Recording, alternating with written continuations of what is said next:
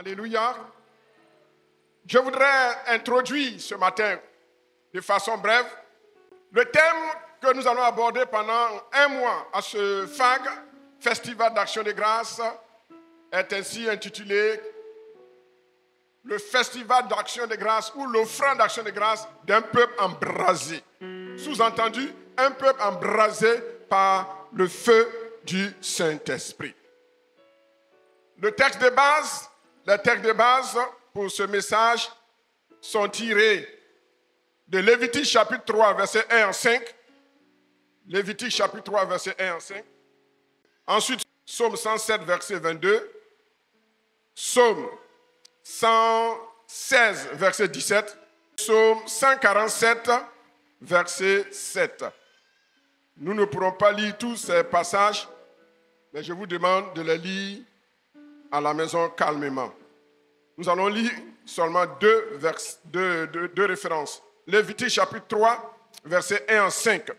Et comme nous avons cette belle habitude, cette belle coutume ici, de se tenir debout pour lire avec respect, de façon révérentielle la parole de Dieu, je voudrais vous prier de bien vouloir vous tenir debout. Les visiteurs, ceux qui ne sont pas de cette église, qui ne connaissent pas cette coutume, on se tient debout avec respect.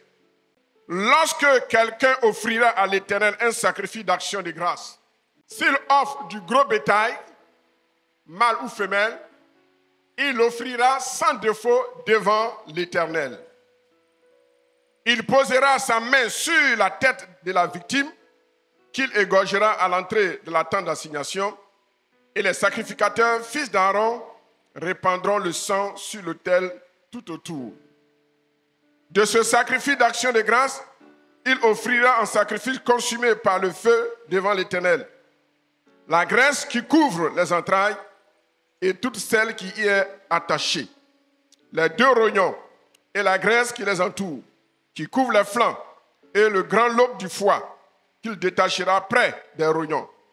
Les filles d'Aaron brûleront cela sur l'autel par-dessus l'holocauste qui sera sur le bois mis au feu. Et il précise, certains sacrifices consumés par le feu d'une agréable odeur à l'Éternel. S'il offre du menu bétail, mâle ou femelle, en sacrifice d'action de grâce à l'Éternel, il l'offrira sans défaut. S'il offre un sacrifice, un agneau, il le présentera devant l'Éternel. Il posera sa main sur la tête de la victime, qu'il égorgera devant la tente d'assignation, et les filles d'Aaron en répandront le sang sur l'autel tout autour. De ce sacrifice d'action de grâce, il offrira un sacrifice consumé par le feu devant l'Éternel, la graisse, la queue entière, qu'il séparera près de l'échine, la graisse qui couvre les entrailles et toute celle qui y est rattachée, attachée, etc., etc. Le psaume 107, verset 22. Qu'il offre des sacrifices d'action de grâce et qu'il publie ses œuvres avec des cris de joie. Veuillez vous asseoir, peuple de Dieu. Je voudrais rapidement, un maximum 2 quarts d'heure, parce que c'est l'introduction, il faut bien poser le fondement pour que nous puissions bâtir là-dessus. Je voudrais aborder 2 points ce matin. D'abord, l'année 2025 et sa portée symbolique, prophétique et gématrique. C'est-à-dire, quel est le message que Dieu nous donne à travers l'année 2025? 2025 symbolise quoi? Je voudrais que vous preniez en note attentivement. 2025 représente quoi? L'année, quelle est la portée prophétique de l'année 2025? Dans le nombre 2025, chaque chiffre symbolise quoi? Prophétiquement, symboliquement, et selon la gématrie, c'est l'interprétation des nombres et des chiffres dans la Bible par les Hébreux. C'est ce qu'on appelle la gématrie. Ça n'a rien à voir avec la numérologie que les mystiques utilisent. De toute façon, il n'y a jamais de faux sans le vrai. On parle de faux billets de 10 000 parce qu'il y a un vrai billet de 10 000. Je vais d'abord expliquer ça en 10 minutes. Et je vais prendre 20 minutes pour expliquer l'offrande d'action de grâce. Qu'est-ce que c'est, brièvement?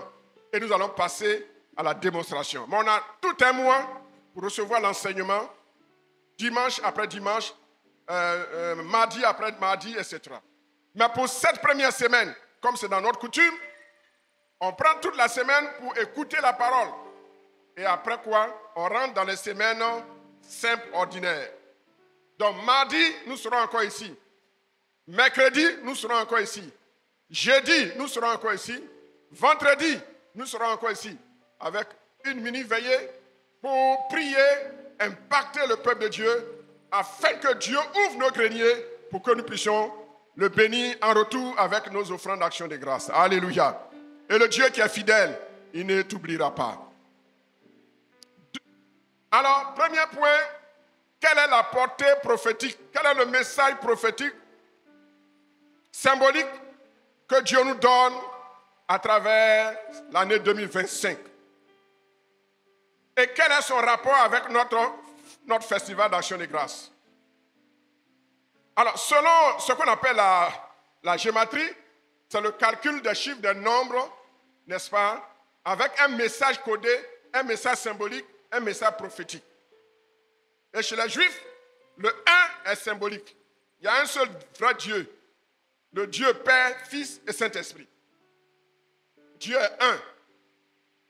L'homme quittera son père, sa mère et s'attachera à sa femme. Et les deux deviendront un. Ce un-là, il a une valeur qui est différente du un qu'on dit un bic. Mais chez les Juifs, quand on dit un, ça peut être aussi un singulier pluriel. L'homme et la femme deviennent un. Mais est-ce que physiquement ils sont un? Non. Donc, chez les Juifs, il y a deux mots qui signifient le mot un. Yachid. Et puis il y a un autre mot qui signifie un. Erad. Donc, chaque chiffre a un message. Le chiffre 2 a un message.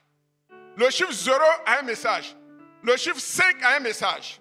Alors, 2025, quelle est la portée gématrique prophétique de 2025?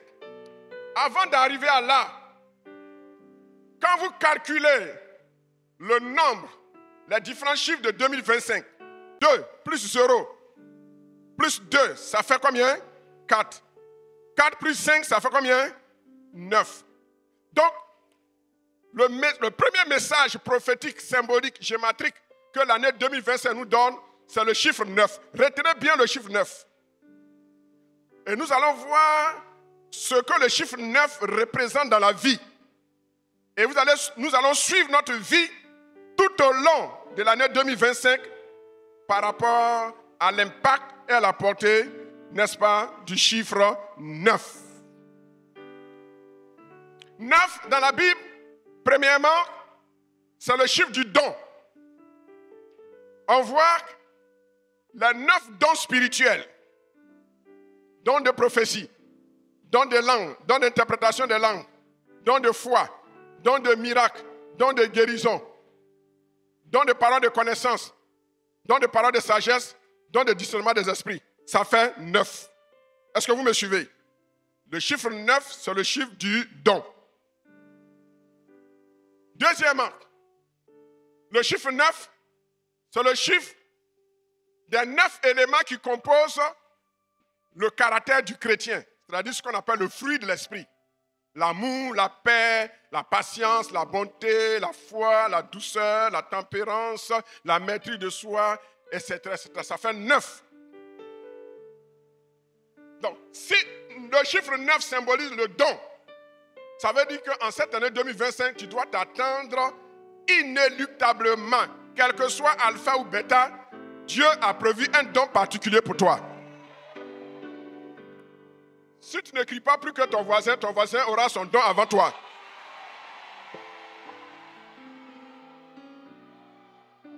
Deuxièmement, le chiffre 9 nous parle du caractère de Christ, le caractère chrétien. Les 9 composants du fruit de l'esprit qu'on trouve dans Galates chapitre 5, à partir du verset 22. Cette année, Dieu dit, tu dois travailler sur ton caractère. Le caractère. Dieu voudrait que nous puissions travailler sur notre caractère en cette année. C'est le caractère qui sauve. Les dons spirituels ne sauvent pas. Les dons spirituels nous aident à travailler pour Dieu, mais ça ne nous sauve pas. Mais c'est le caractère qui nous sauve.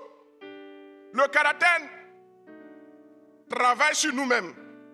Les dons nous permettent de travailler sur les autres. Est-ce que vous comprenez? Donc on a besoin des deux.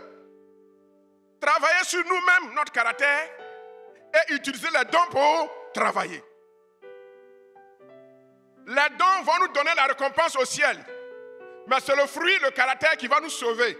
Mais si tu n'es pas sauvé, comment tu vas avoir de récompense au ciel?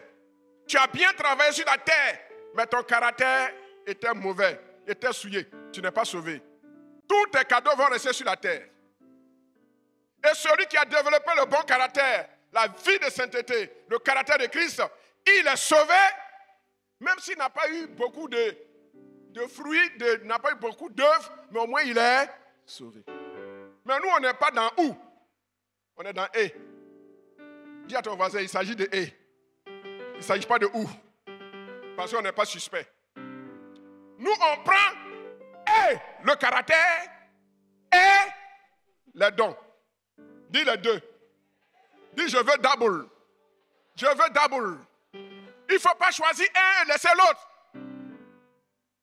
Le chiffre 9, nous le trouvons dans la vie. Les 9 mois de grossesse. 9 nous parle du processus de gestation. Quelque chose a commencé en début de cette année. Mais ne pense pas que c'est dans 2 mois que tu vas avoir la bénédiction. C'est un processus. 9 mois. Et je déclare que à ce dimanche, tu vas tomber enceinte d'une bénédiction particulière. Mais il faut 9 mois. Touche ton voisin, touche ta voisine. Dis, veille bien sur ta grossesse. Et je déclare, au nom de Jésus, cette grossesse ne passera pas. 9. Le processus de la grossesse. Troisièmement, ça c'est troisièmement. Quatrièmement, le chiffre 9, c'est le chiffre de la souffrance. Ça, je ne vous ai jamais prêché là-dessus. Dis, homme de Dieu, va un peu en profondeur. Les Anglais disent go deeper. Le chiffre 9, dans la Bible, dans Marc 15, à partir du verset 32, 37, c'est à la 9e heure. Disez-moi ça. Marc chapitre 15, verset 34 à 37.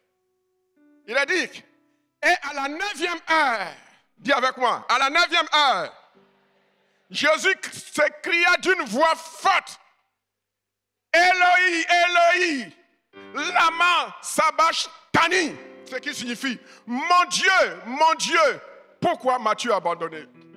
Le chiffre 9, la 9e heure, c'est l'heure où Dieu nous abandonne. Là où on avait besoin du secours de Dieu, il ne nous abandonne pas en tant que Père, il nous abandonne en tant que Dieu. À cause du péché de l'humanité, Jésus a été abandonné. Le chiffre 9 nous parle aussi de l'heure, du jour, de la semaine, du mois, de l'année où on se sent abandonné. Mais c'est pour un temps. Dis à ton voisin, c'est pour un temps. On n'explique pas cet abandon. C'est Dieu seul qui sait pourquoi il nous abandonne à la 9e heure. Je n'ai jamais prêché sur ce verset. C'est ce matin que Dieu m'a donné le réma. L'année 2025, Pour certains, ce sera une année de bonheur, de dons. Pour d'autres, ce sera l'année, la 9e heure, comme Jésus a été abandonné. Lui qui avait fait tant de bien, quand cette heure est arrivée, tous ceux à qui ils ont fait du bien se sont retournés contre lui.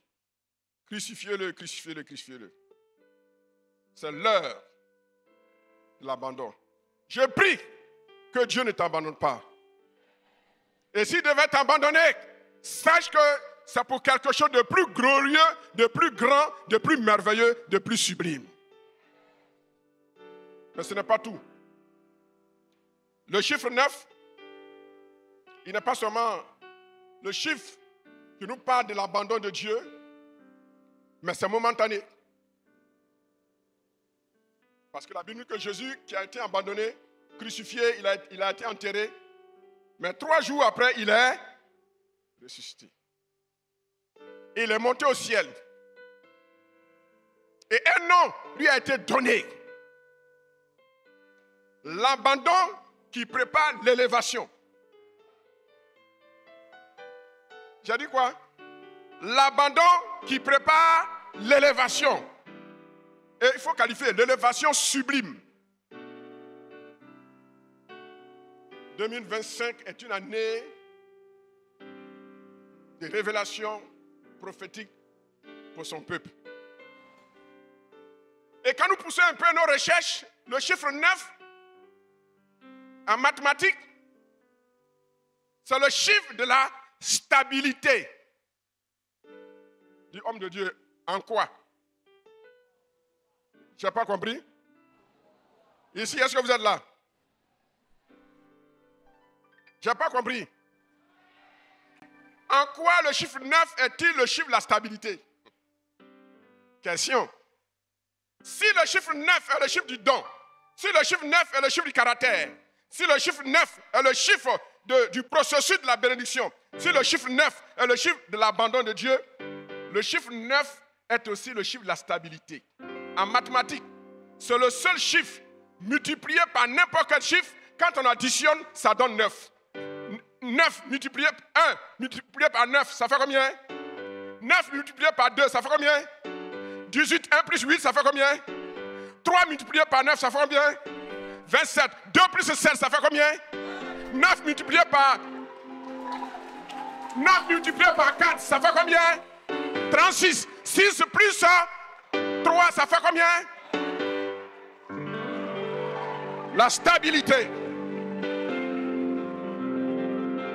Donc quand vous prenez les 9 premiers chiffres, vous multipliez 9 par ces chiffres, la somme donne toujours 9.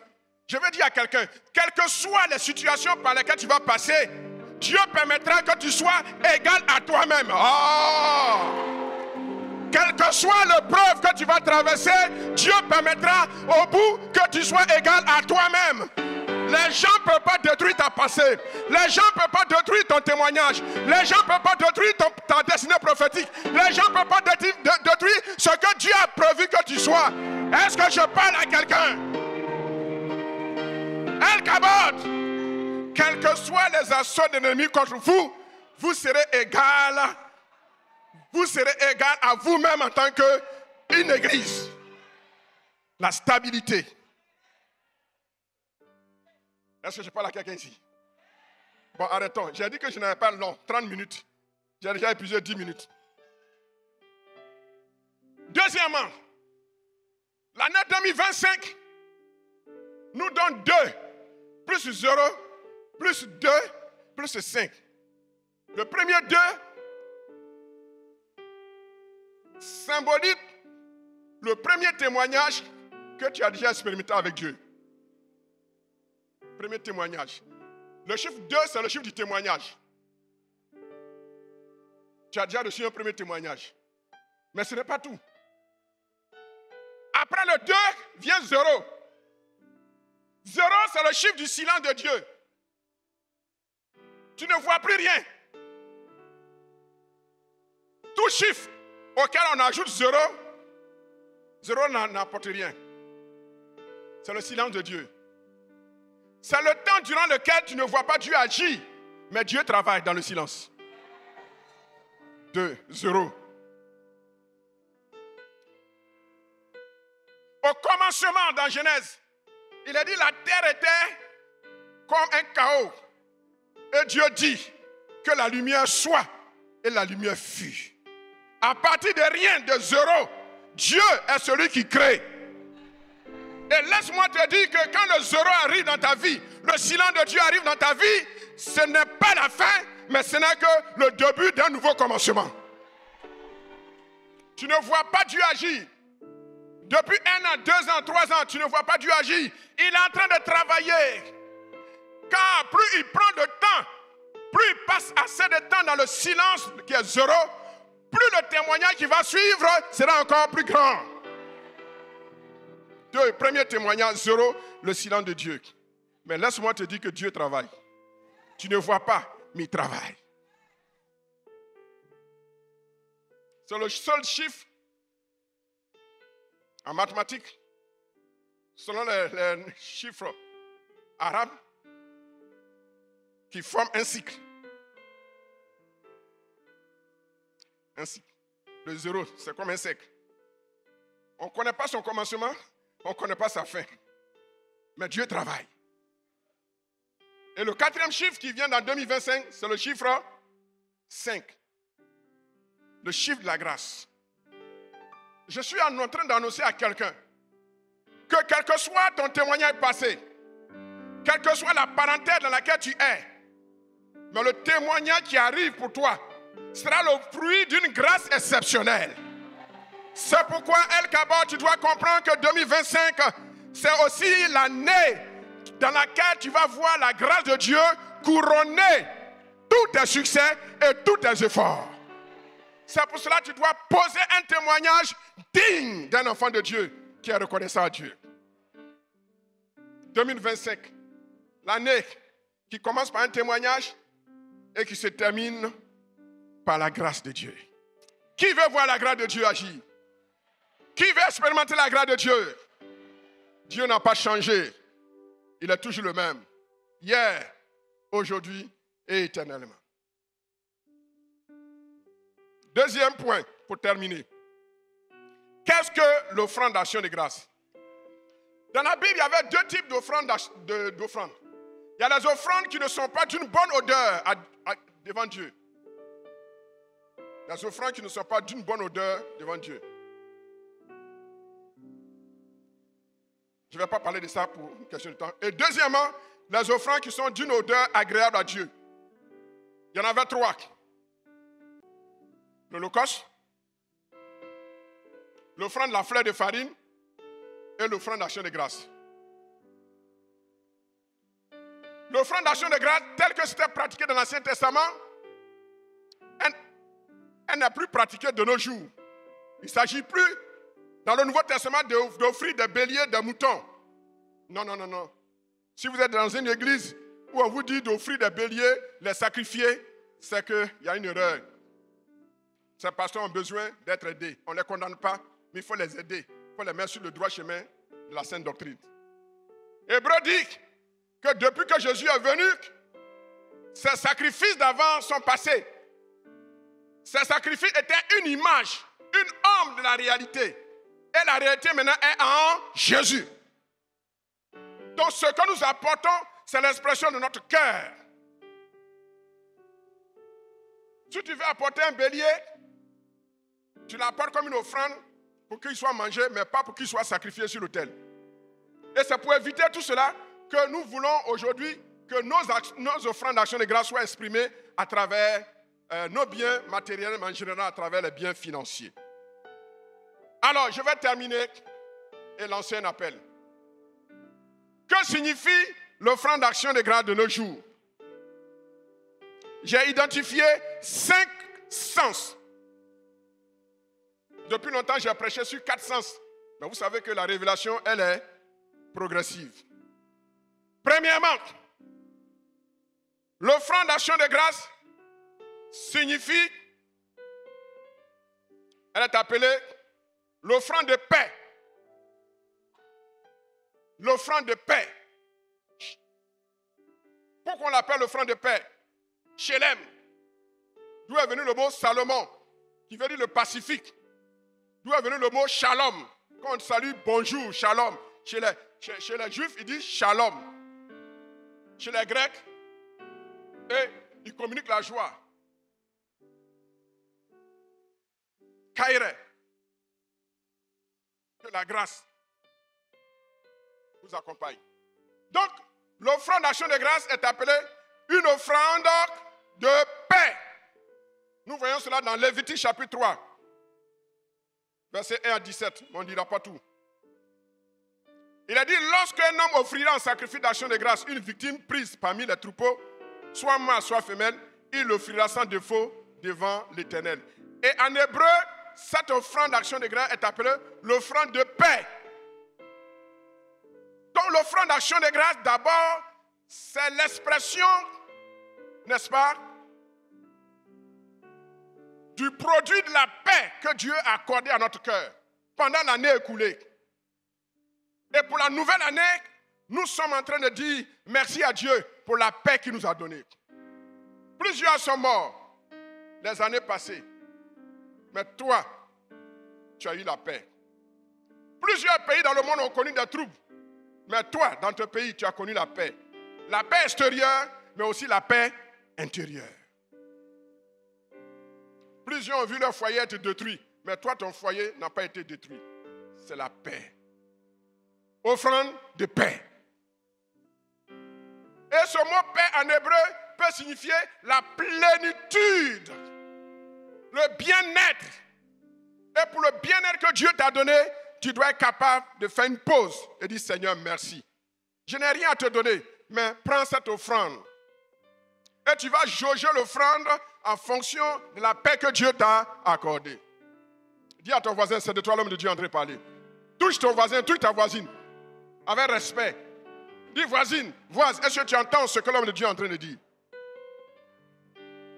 Deuxièmement, l'offrande d'action de grâce est appelée dans la Bible l'offrande de communion. Communion. Elle est considérée comme le degré de communion. La relation que tu as eue avec Dieu. Et la relation que tu as eue aussi avec les frères et les sœurs. Lévitique chapitre 3 et Lévitique chapitre 7. Vous lirez à la maison. Mais chapitre 7, verset 11 à 12 dit ceci. Voici la loi du sacrifice d'action de grâce qu'on offrira à l'Éternel. Si quelqu'un l'offre par reconnaissance, il offrira avec le sacrifice d'action de grâce des gâteaux, etc., etc. Donc, cette offrande est appelée aussi l'offrande de communion en hébreu. L'offrande de communion. Quel a été le degré de ta communion avec Dieu? Quel a été le degré de ta communion avec ton époux et ton épouse? Quel a été le degré de ta communion avec ton frère et ta soeur? L'offrande d'action de grâce est une offrande qui reflète le degré de communion que tu as avec Dieu. Premièrement, nous avons dit, c'est l'offrande de paix. Deuxièmement, c'est l'offrande de communion. Troisièmement, elle est appelée l'offrande d'une odeur agréable.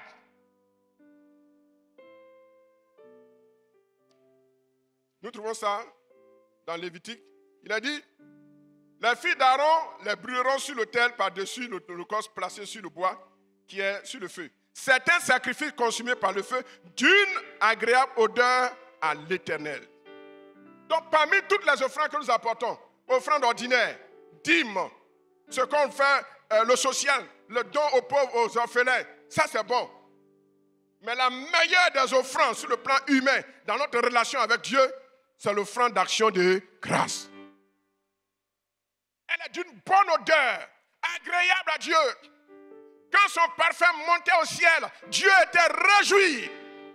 C'est pourquoi on ne joue pas avec l'offrande d'action de grâce. Est-ce que je parle à quelqu'un? Il ne s'agit pas d'aller voler. Il ne s'agit pas d'aller se vautrer dans le péché et avoir l'argent pour venir offrir. Même si nous, les pasteurs, on ne voit pas. On va prendre, parce qu'on ne sait pas que c'est l'argent du péché. Mais pour Dieu, ton offrande n'entre pas dans la caisse. Parce qu'elle n'est pas d'une bonne odeur agréable devant Dieu. Dis à ton voisin, tu as compris? Quatrièmement, l'offrande d'action de grâce est appelée l'offrande de prospérité. Elle est l'expression de la plénitude la plénitude. La plénitude. Offrande de plénitude. Le degré de la bénédiction que tu as obtenu de la part de Dieu en 2024 détermine comment tu vas jauger, comment tu vas mesurer ton offrande d'action de grâce que tu vas apporter à Dieu en 2025. Une offrande de reconnaissance. Une offrande de prospérité. Vous pourrez lire Lévitique 7, versets 15 à 16. L'offrande d'action de grâce, cinquièmement, est appelée offrande de reconnaissance envers Dieu. La reconnaissance envers Dieu pour tous les bienfaits, peuple de Dieu, que devons-nous apporter au Seigneur? Quel sacrifice pouvons-nous consentir pour Dieu?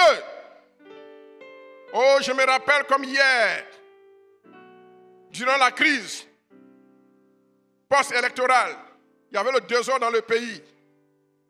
Et vous savez, quand vous battez à quelqu'un, quand quelqu'un vient, vous ne savez pas s'il est de votre ennemi ou bien s'il est, il est de votre camp. La peur faisait que plusieurs personnes innocentes avaient été souvent enlevées. Ça, c'est l'atmosphère d'une insécurité dans une nation. Et c'est dans ce contexte d'insécurité que mon fils a été enlevé, pris pour quelqu'un qui n'était pas. Et ils l'ont envoyé dans la forêt du Banco pour le tuer. Alors que moi, j'étais en mission à Nice, en France, pour l'œuvre de Dieu. Derrière moi ici, l'ennemi avait ravi mon fils. Ces attaques contre moi et ma femme, ça ne date pas d'aujourd'hui. Je n'ai pas le temps pour en parler, puis ce n'est même pas à l'ordre du jour. Et le Dieu du souvenir, il n'a pas changé. Il est encore toujours le même Dieu de souvenir. Et il va se souvenir de toi en cette année 2025. Avant cela, la seule voiture que j'avais, qu'un frère de l'église m'avait offert, au fait, le Seigneur me dit de lui donner cette voiture en offrande d'action de grâce. Et je consulte ma femme, elle me dit, il n'y a pas de problème, fais-le. Dieu a trop fait pour nous. Et nous avons fait cette voiture. Le temps n'était pas comme ça. À l'époque, on était dans le petit temps, dans ce sens. L'offrande d'action de grâce parle. Et Dieu va se souvenir. Dieu va se souvenir. Et au moment de tuer mon fils, le chef rebelle dit, cet enfant, il est innocent. Libérez-le.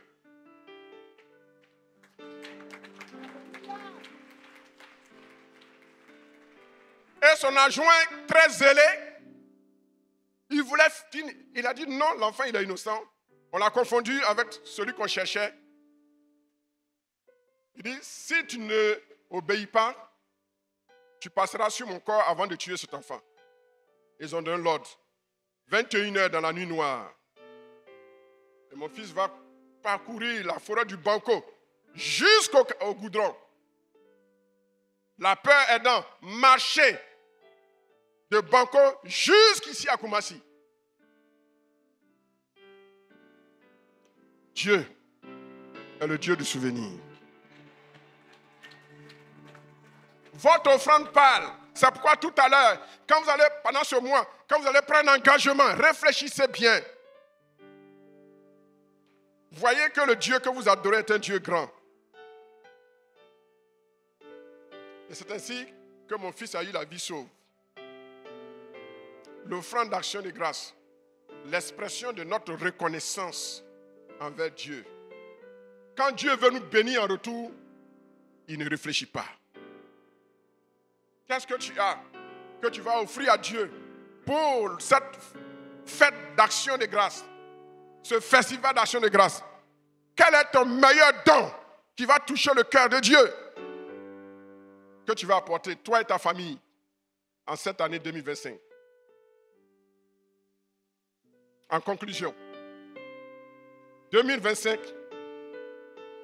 c'est l'année des témoignages, mais c'est aussi l'année du silence de Dieu pour certains. C'est aussi l'année d'un nouveau témoignage. C'est aussi l'année où la grâce de Dieu va se manifester.